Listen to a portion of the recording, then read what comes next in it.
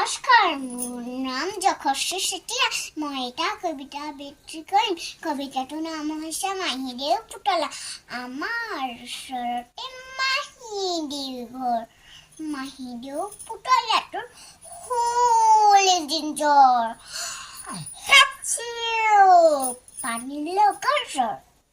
ডাক্তৰ ডাক্তৰ মাহীদেৱে ক'লে, ডাক্তৰ আনিবলৈ দেদা লৰ দিলে।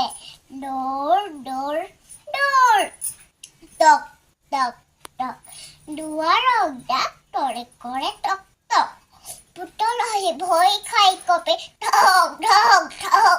ভয় নাই ডাক্তৰে ক'লে, লাহেকৈ পুতলা আয়ো দৰৱ খালে, গাখীৰ খালে, জ্বৰ ভাল হ'ল। হাঁহি হাঁহি পুতলা